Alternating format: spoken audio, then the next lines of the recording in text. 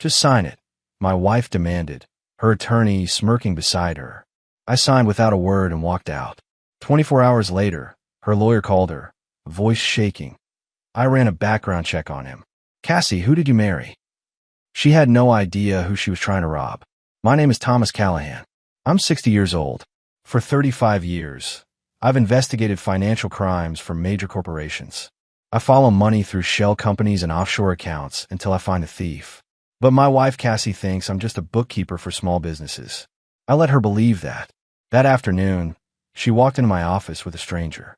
A young guy, maybe 40, wearing a $3,000 suit. Justin Cole, attorney at law. He had that smug look lawyers get when they think they're running the show. Cassie dropped papers on my desk. I need you to sign these. What are they? I asked.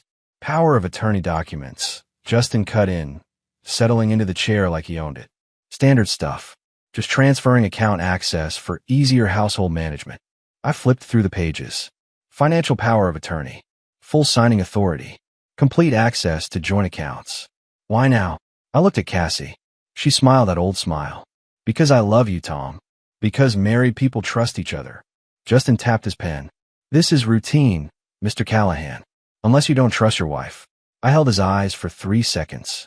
He looked away first. If you love me, Cassie said softer, you'll sign it. I picked up my pen and signed slowly, clearly. Then I stood and walked to the door. Tom, surprise in her voice. You got what you wanted, I said. Behind me, Justin chuckled. Well, that went easier than expected. Cassie laughed. Told you he'd fold. Glasses clinked. They were celebrating already. What they didn't know was that I'd switched documents. The real one was already in my desk drawer. What they have is my version. Same format. Very different terms. I walked through the hallway I'd repaired 5 years ago while Cassie was at a conference in Arizona. That's probably where she met Justin. In my truck, I placed a sealed envelope on the passenger seat. Prepared 3 days ago. Ready to go. I wasn't running. I was executing. While Cassie played queen, I've been doing what I do best. Following the money. And what I found was beautiful. She never asked what I really did. Never read past the word bookkeeper. Never flipped to page 2 of those documents. Never saw the clause I wrote 7 years ago. I pulled out and headed north to meet my real attorney. In the rearview mirror, our house shrank. That colonial she insisted on. The one with the mortgage she thought we still had. The one that wasn't in her name at all. I lit my first cigarette in 8 months and smiled. They thought the game was starting. It was already over. Cassie's phone buzzed at 6:30 the next morning. I heard it from the guest room, where I'd been sleeping for the past 3 months. She always kept the ringer on full volume, like she was waiting for something important. I was already dressed, coffee in hand, watching the sunrise through the window. Waiting. Her voice came through the wall, muffled at first, then louder. Justin? It's 6 in the morning. What's wrong? I took a sip of coffee. Right on schedule. What do you mean you ran a background check? I told you that wasn't necessary. Her tone shifted. Defensive now. That edge she got when someone questioned her. What are you talking about? He's a bookkeeper. He does taxes for small businesses. Silence. Long enough that I knew Justin was talking fast. Explaining. Probably sweating. That's impossible. I've known him for 7 years. He works from home. I've seen his clients. I smiled. Those clients were real enough. Small operations I helped on the side. A little smoke screen never hurt anyone. A what? Justin, you're not making sense. Her footsteps came closer. I heard her door open, then her feet padding down the hallway. She was checking my office. I heard the door handle turn. He's not here, she said into the phone. His truck's gone. More silence. Justin was really laying it out now. Wait, say that again slowly. He's a what? I stood and walked to the kitchen. Put my mug in the sink. Grabbed my keys. Forensic auditor? Justin, what the hell is a forensic auditor? I could hear the panic creeping in. That crack in her voice she got when things weren't going according to plan. He investigates financial crimes? For who? Justin. He balances books for delis and hair salons. The front door of my office opened. She stood there in her robe, phone pressed to her ear, staring at the empty room. At my desk. At the spot where she'd made me sign those papers yesterday. She saw me in the kitchen doorway. Our eyes met. Justin, she said quietly, still holding my gaze. Who did I marry? I raised my coffee mug in a small salute, then walked past her to the garage. Tom, wait. I opened the truck door. Where are you going? What is Justin talking about? Tom. I started the engine. She ran to the driver's window, slapping the glass. Answer me. What's happening? I rolled the window down 2 inches. You wanted control of the accounts, Cassie. Check them. What does that mean? It means you should read documents before you sign them, especially the clauses about fraudulent coercion. Her face went white. What? You brought a lawyer into our home to pressure me into signing over financial control. That's called undue influence. The document you have isn't worth the paper it's printed on. But mine. I shifted into reverse. Mine's already filed. Filed where? Tom, what did you do? What I've been doing for 35 years, Cassie. Following the money. Your money. Justin's money. All of it. I backed out of the garage. She stood there, phone dangling from her hand, mouth open. In my rearview mirror, I watched her shrink. That big house behind her. The house she thought she was about to own outright. My phone rang. Emma, my oldest daughter. Dad, Mom's calling me screaming about lawyers and accounts. What's going on? I'll explain everything tonight, I said. But sweetheart, remember what I taught you about protecting what's yours. Never let anyone know what you really have until they show you who they really are. That's my girl. I hung up and merged onto the highway. Behind me, Cassie was probably calling Justin back. Probably screaming. Probably realizing that the quiet bookkeeper she dismissed for 7 years had just dismantled her entire plan in less than 24 hours. The sun was coming up full now. It was going to be a beautiful day. The county clerk's office smelled like old paper and fluorescent lights. I'd been here before, years ago, setting things up. My phone rang 5 times before noon. All Cassie. I ignored them. At First National Bank, Margaret slid a folder across her desk. Mr. Callahan, the transfer's completed this morning. Your wife tried accessing the joint savings at 10:15. And access denied. She called 3 times. Threatened legal action. Said she owned the house on Lexington Ridge and would take her business elsewhere. What did you tell her? I pulled the property records. The house is held in a closed trust. Has been for 8 years. Her name appears nowhere on the title. I'd bought that house 2 years before meeting Cassie. Cash purchase from a Denver consulting job. Put in trust the same day. When we married, I let her think we bought it together. She picked furniture, chose paint colors, planted roses. She thought it was hers. It never was. She accused you of fraud, Margaret continued. I explained premarital assets and trust aren't subject to division. How'd she take that? She hung up. My phone buzzed. Emma, Mom's calling everyone. Says you stole everything. What's happening? I texted back. Coming by tonight. Margaret pulled another document. The credit cards she's been using. Corporate cards from your consulting firm. Your primary. She was authorized user. I revoked access this morning. What's the damage? Past 12 months? $83,000. Pattern shows Tuesday and Thursday charges. High-end restaurants. Hotel rooms. Afternoon bookings. Justin. The charges match calendar entries in your shared account. She labeled them yoga class and meditation sessions. I laughed. She never could cover her tracks. Margaret closed her laptop. What now? Now she realizes how little she has. No house. No accounts. No cards. Even that espresso machine. Corporate purchase. You've been planning this. Preparing. Since we met. I wanted to believe in second chances after Caroline died. But I wasn't going to be vulnerable again. I stood. Thanks for handling everything. Outside, afternoon sun warmed my face. One more stop. The storage unit on the east side. The one Cassie didn't know existed. Where I'd been keeping copies of everything. Bank statements. Text messages. Hotel receipts. Evidence. Documentation. Protection. I wasn't destroying her. Just making sure she couldn't destroy me. Emma's loft had exposed brick and tall windows.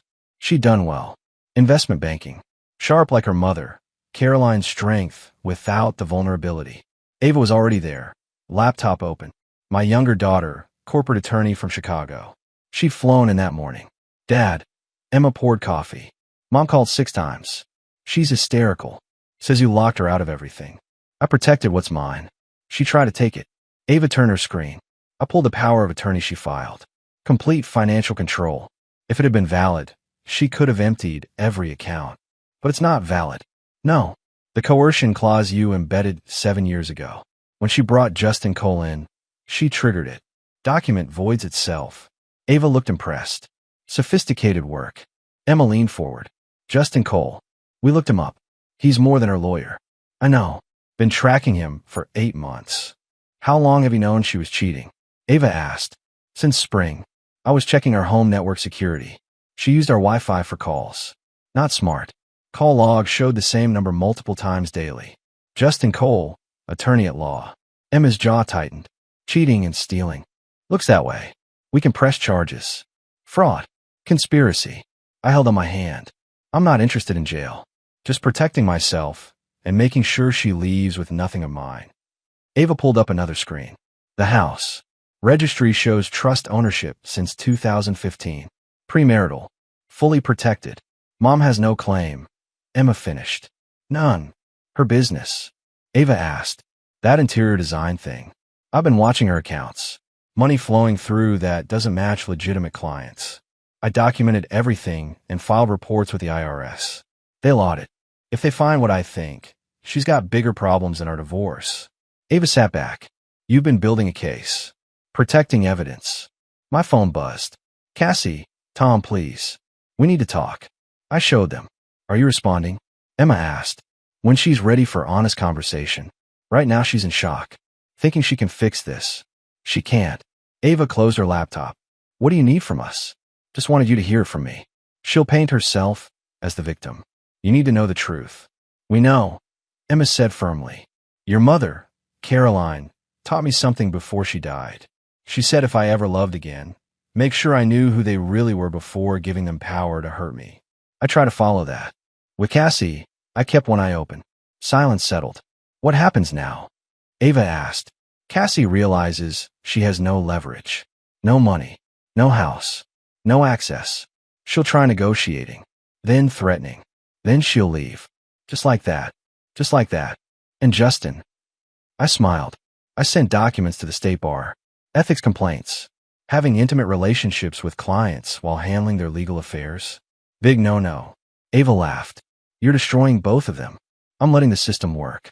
Just providing evidence. We talked another hour. I showed them everything. Trust documents. Bank records. Hotel receipts. Recordings. When I left, sun was setting. Emma walked me out. Dad, are you okay? I hugged her. I'm relieved. Living with someone you can't trust is exhausting. Now, I don't have to pretend. Mom will be proud. Caroline, I mean. I hope so. I drove home as streetlights flickered on. House was dark. Cassie wasn't there. Probably at a hotel. Calling lawyers. Realizing every lawyer would want a retainer she couldn't pay. Inside, everything was exactly as I left it. My house. My sanctuary. I poured a drink in my study. Tomorrow would bring chaos. More calls. More threats. But tonight I had peace. The IRS doesn't knock politely. They announce themselves with certified letters and federal authority. Cassie's letter arrived on a Wednesday morning.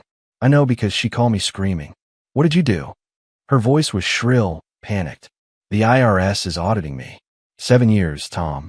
They want 7 years of records. I was at a coffee shop, reviewing case files for an actual client. I didn't do anything, Cassie. I just provided them with information. What information? Your business accounts. The cash deposits that don't match your invoices. The clients who don't exist. The expenses that look like money laundering. All of it. Silence. Then, quieter. You're trying to put me in jail. I'm trying to protect myself. If you've been running clean books, you have nothing to worry about. Have you been running clean books? She hung up. 3 days later, Justin called me directly. First time we'd spoken since that afternoon in my office. Mr. Callahan, this is Justin Cole. I think we need to talk. I don't think we do. I'm calling about the complaint you filed with the state bar. Oh, that. How's it going? His voice tightened. You know exactly how it's going. They're investigating. My license is under review. This could destroy my career. You should have thought about that before you slept with your client while advising her to rob her husband. I never advised her to rob anyone. No. What would you call helping her draft a power of attorney designed to give her complete control of my assets? That was legitimate legal counsel. Was sleeping with her legitimate legal counsel too? Because I've got hotel footage that says otherwise. 23 visits, Justin. The Bar Association has copies of all of them. He was quiet for a moment. When he spoke again, the smugness was gone. What do you want? I want you to leave me alone. I want you to stop calling Cassie. I want you to fade into whatever hole lawyers crawl into when they've been caught. She's got nothing, you know. No money. No place to live. You've left her destitute. She tried to steal everything I built. I'm supposed to feel sorry for her. She's desperate, Tom. Desperate people do stupid things. Is that a threat? It's a warning. Watch yourself. He hung up. I called Emma immediately. Justin just threatened me. Recorded the call. I need you to file a police report. Dad, are you serious? Dead serious. Get Ava involved too. I want documentation. If Cassie or Justin try anything, I want a paper trail. That night, I upgraded the security system at my house. New cameras. Motion sensors. Monitored alarm. I wasn't paranoid. I was prepared. Because Justin was right about one thing. Desperate people do stupid things. 2 weeks later, my car windshield was smashed. No witnesses. Just shattered glass in my driveway. I called the police. Filed a report. Gave them footage from my new cameras, showing a figure in dark clothing approaching at 3 a.m. face obscured, but body language familiar. The detective looked at the footage. You know who this is? I have suspicions. My wife and I are separating. It's gotten ugly. How ugly? IRS audit, Bar Association complaints, frozen accounts ugly. He nodded slowly. We'll look into it. But Mr. Callahan, you might want to stay vigilant. Already am. I had the windshield replaced the same day. Sent the bill to Cassie's lawyer. The one she'd managed to scrape together with borrowed money. She was unraveling. And I was documenting every second of it. Michael Walker sat across from me at a downtown diner. 26 years old, Marine Corps logistics officer, home on leave. He had his father's eyes and his mother's sharp features, but none of Cassie's cruelty. Mr. Callahan, I appreciate you meeting me. Tom, please. And thank you for reaching out. He stirred his coffee. I heard what my mother tried to do to you. Sounds familiar. Your sister Ashley. Is she coming? She's on video call. Didn't want to fly in, but she wanted to be part of this. He turned his phone. Ashley waved from the screen, sitting in what looked like a small office. Hi, Tom. Thanks for including me. Of course. You both deserve to know what's happening. Michael leaned forward. Our mother stole from us. $200,000 our father left for our education. She was supposed to protect it. Instead, she emptied the account and spent it on herself. Ashley's voice came through the speaker. Furniture. Vacations. That stupid kitchen remodel, she just had to have. All our money. We didn't find out until Michael tried to pay for graduate school. The account was empty. When did you confront her? I asked. 4 years ago, Michael said. She denied it at first. Said we were confused. Then she said she'd borrowed it temporarily. Then she got angry and told us we were ungrateful. That she'd raised us and deserved something for her sacrifice. We haven't spoken to her since, Ashley added. She tried calling for a while. Sent emails. Wanted to explain. But there's nothing to explain. She stole from her own children. I pulled out a folder. I want to show you something. These are your mother's business accounts. The ones I gave to the IRS. Michael scanned the pages. His jaw tightened. These deposits. They're way too large for interior design consulting. Exactly. She's been running money through her business. I don't know where it's coming from, but it's not legitimate work. Ashley leaned closer to her screen. Is that why the IRS is auditing her? Part of it. The other part is unreported income and fraudulent expense claims. Michael sat back. She's going to jail, isn't she? Maybe. Depends what the IRS finds. But yes, she's facing serious charges. Good, Ashley said flatly. She should face consequences. She's never faced consequences for anything. We talked for another hour. They told me stories about growing up with Cassie. The manipulation. The lies. The way she played victim whenever she was caught doing something wrong. She'll try to paint you as the villain, Michael warned. She's probably already telling people you're abusive, controlling, that you stole from her. Let her talk. I've got documentation. Evidence. Truth. Ashley smiled thinly. She hates the truth. It's her kryptonite. When we finished, Michael shook my hand firmly. If you need us to testify, we will. In court, to lawyers, whatever you need. She tried to do to you what she did to us. That ends now. Thank you both. That means more than you know. As I drove home, I thought about families. How they fracture. How trust breaks. How some people leave destruction wherever they go. Cassie had destroyed her relationship with her children for money. Now she tried to destroy me for the same reason. But this time, She'd picked the wrong target. This time, the destruction was going to be hers alone. The man who walked into my office on a Tuesday afternoon wasn't someone I expected to see. Ever. "Tom Callahan?" he asked, extending his hand. "I'm David Reynolds, Cassie's brother." I stood slowly. "I know who you are." "Cassie said you two didn't speak." "We don't. Haven't in 15 years. That's why I'm here." He sat without waiting for invitation. Mid-50s, weathered face, work-worn hands. Nothing like Cassie's polished facade. "I heard about what she tried to do to you," he said. "Heard about the power of attorney. The lawyer. All of it. News travels fast. Small town where I'm from. People talk." He pulled out a folder. "I came because you need to know what she did to our family." To me. I sat back down. "I'm listening." "Our parents died in 2008. Left us equal shares of their estate. House, savings, investments. About 400,000 total. Cassie was executor. She was always the smart one, the educated one. I was just a mechanic. I trusted her. Let me guess. She stole your half. Worse. She stole all of it. Claimed there were debts I didn't know about. Estate taxes. Legal fees. Show me documents proving it was all gone." I believed her. I was grieving. I wasn't thinking straight. What happened? 3 years later, I ran into an old family friend.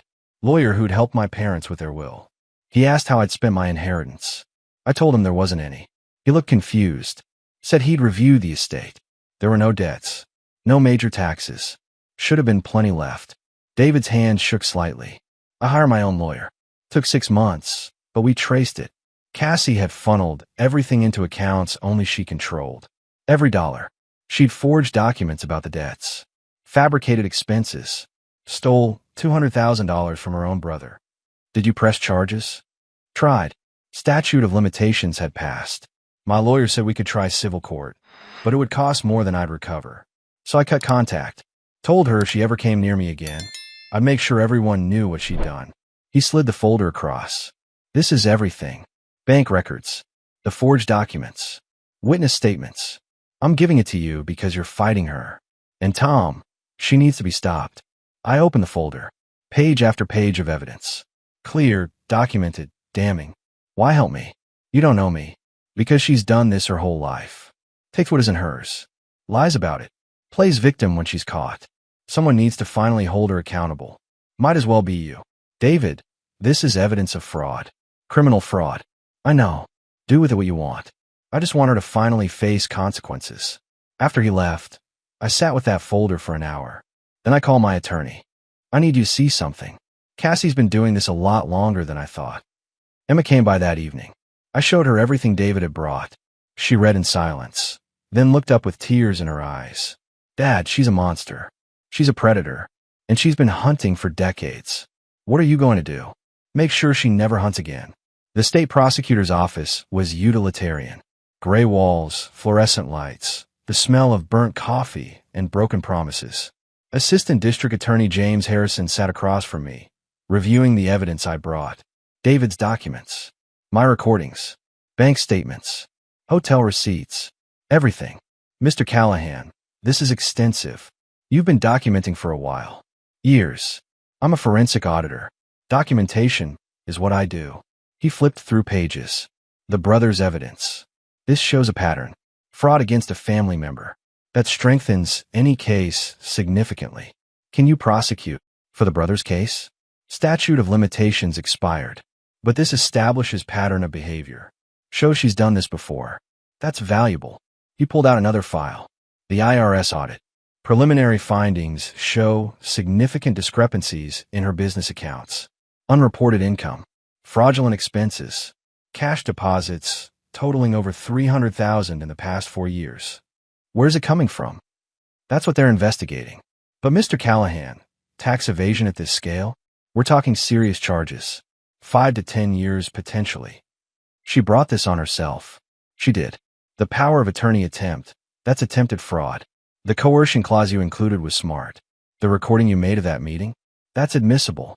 Single party consent state. Will you prosecute? He closed the folder. I'm building a case. Grand jury in 6 weeks. If they indict, and I think they will, your wife faces multiple felony counts. I left that office feeling nothing. No victory. No satisfaction. Just the weight of watching someone destroy themselves. That night, Cassie called. First time in 2 weeks. Tom, I heard you went to the DA. Why are you doing this? I didn't do anything. I provided evidence of crimes. They're doing their job. I could go to prison. You could. Please, Tom. I'm begging you. Drop this. Tell them you won't cooperate. No. I'll lose everything. You already have. Tom, please. I made mistakes. I was scared. I was stupid. But I don't deserve prison. I thought about David. About Michael and Ashley. About all the people she'd hurt over the years. Cassie, you spend your life taking from people. Your brother. Your children. Me. You never faced real consequences. Maybe it's time you did. I hate you. I know. But you hate consequences more. She hung up. Emma called minutes later. Dad, was that Mom? Yes. You okay? I'm fine. She wanted me to drop the investigation. You're not going to, right? Not a chance. She needs to face this. Good. Because Ava and I talked. We want to be there. At the trial. If it goes to trial. We want to support you. You don't have to. We want to. You protected yourself, Dad. You did nothing wrong. We're proud of you. After we hung up, I walked to my study, poured a drink, looked at the house around me. My house. My sanctuary. Still standing. In 6 weeks, a grand jury would decide Cassie's fate. The evidence was overwhelming. The case was solid. Justice was finally coming. And I'd sleep soundly knowing I protected not just myself, but everyone else she might have hurt down the line. The courthouse steps were cold that November morning. Emma and Ava stood beside me, silent support in expensive coats and determined expressions. You ready, Dad? Emma asked. I've been ready for months. Inside, the courtroom smelled like old wood and stale air. Cassie sat at the defense table with a public defender. She'd burned through 3 private attorneys already. None wanted to touch her case. She looked smaller somehow. Gray roots showing through blonde dye. Cheap blazer instead of designer labels. The woman who'd walked into my office demanding signatures was gone. This was what remained. The judge entered. We stood. Case number 2024, CR 8847. The state versus Cassandra Reynolds Callahan. Are we ready to proceed? Cassie's lawyer stood. Your Honor, my client wishes to enter a plea. Go ahead.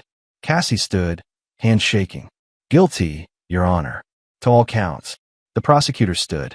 Your Honor, given the defendant's plea and the evidence presented, the state recommends 42 months in federal prison, followed by 5 years supervised probation and full restitution to all victims. The judge looked at Cassie. Ms. Callahan, do you understand what you're pleading guilty to? Yes, Your Honor. 4 counts of tax evasion, 2 counts of fraud, 1 count of conspiracy. You understand this means prison time? I understand. And you're entering this plea voluntarily? Yes. The judge made notes.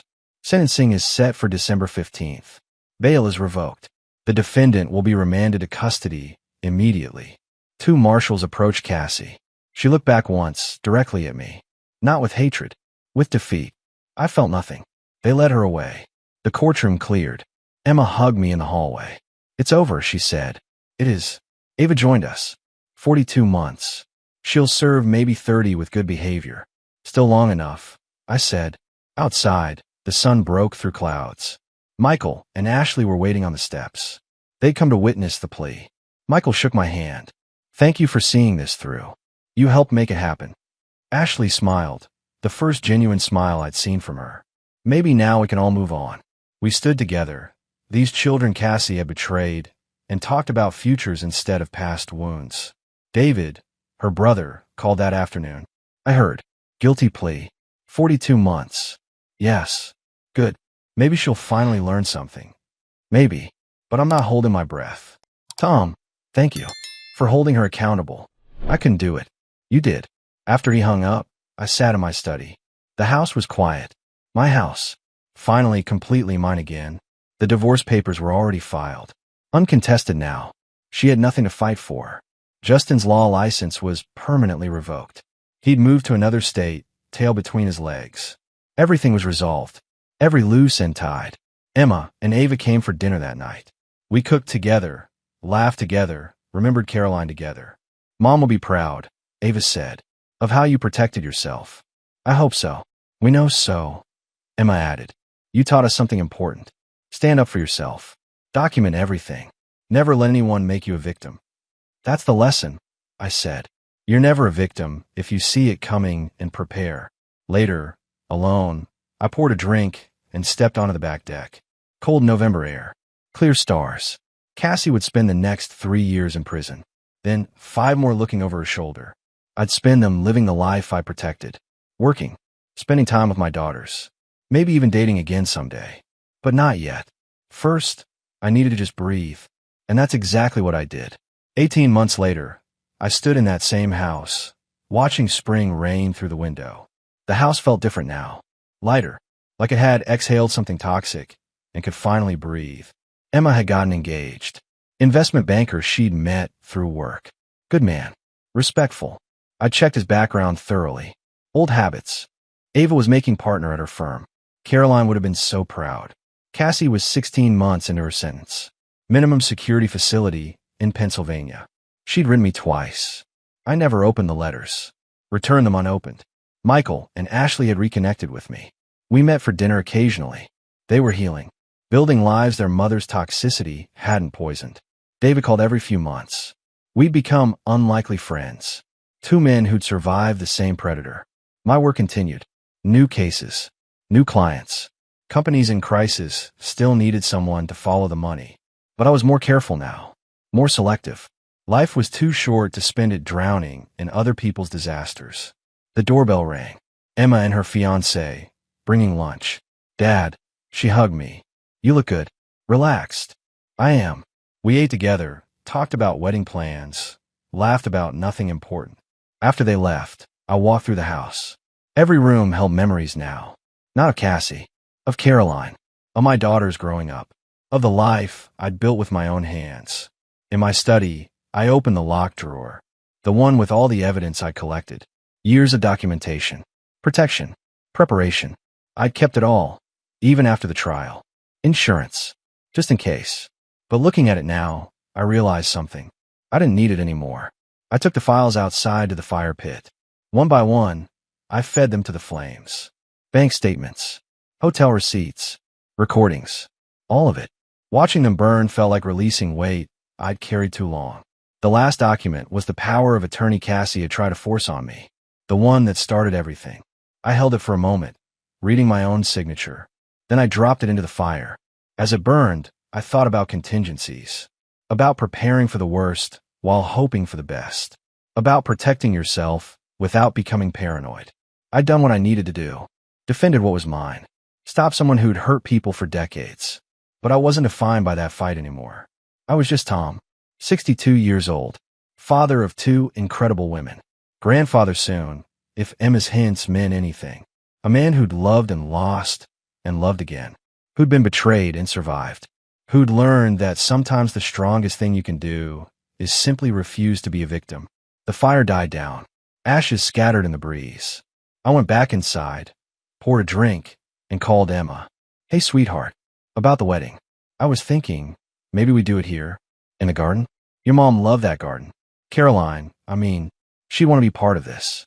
Dad, that's perfect. Really perfect. After we hung up, I sat on the back deck watching the sunset. Somewhere, Cassie was in a cell, counting days. Here, I was free. Truly free. And that was the greatest victory of all. Not revenge. Not even justice. Just peace. Finally peace.